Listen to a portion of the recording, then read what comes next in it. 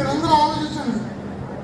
ఇది చాలా నిర్దిష్టమైనటువంటి ప్రమాణాలతో నడుపుతున్నాము అని చెప్పి వారు స్వయంగా గత 3 సంవత్సరాల నుండి వరుసగా వస్తూ ఇది చూస్తూ దీనికి మనం చేయూత ఇవ్వాలి అని వారు చేసినటువంటి ఉదాహరణ అన్నమాట.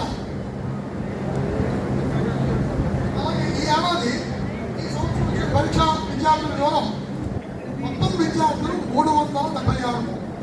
అంటే ఆ పరీక్షా విధానం మరి ఎలా ఉందో తెలియదు, కానీ మాకు 40 మంది విద్యార్థులు అప్లికేషన్ పెట్టి పరీక్షలు రాకుండా వెళ్ళిపోయారు. అది ఆలోచించండి. మీరందరూ వేదవిద్యులందరూ కూడా ఒక్క మాట ఆలోచించండి.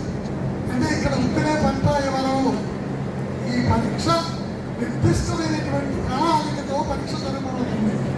అనేక మంది విద్వాంసులు ఇతర రాష్ట్రాల నుంచి కూడా వచ్చి పరీక్ష చేస్తున్నారు.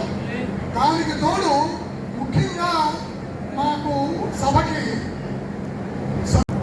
మధ్యలో మంచినీళ్ళు తాగడానికి సమయం తీసుకుంటే ఆ పనసలో పలకవలసిన 13వ పదం పలకకుండా పోతుందేమో, దానివల్ల ఏదైనా దోషం వస్తుందేమో మంచినీళ్ళు కూడా ఉంటాయి.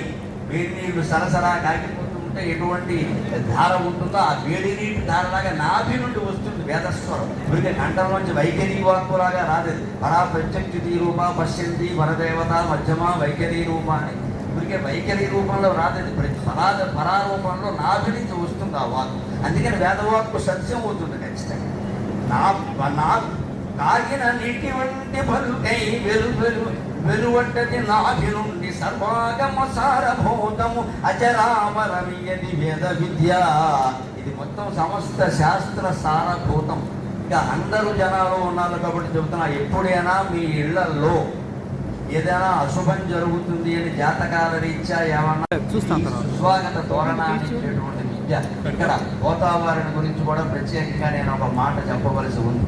తాతలు మొదలు దీయు విద్య, తాతలు మొదలు దీయు విద్య ఇక సంధాతలు ప్రశంసింపగా, తాతలు మొదలు దీయు విద్య ఇక సంధాతలు ప్రశంసింపగా, మ్రోతల్ మ్రోగగ పల్క సాగిరి ధనామోదంబుగా స్వస్తిగా.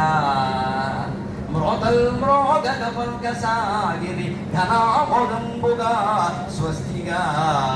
ఆ తాత్పర్యమెరింగి వేదమయి గాయత్రీ మగాది, ఆ తాత్పర్యమెరింగి వేదమయి గాయత్రీ మగాదేవి. మా గోదావారి గృహమ్మునందు నెలవై, మా గోదావారి గృహమ్మునందు నెలవై ఉత్సాహము గూర్చుతన్. ఎప్పుడో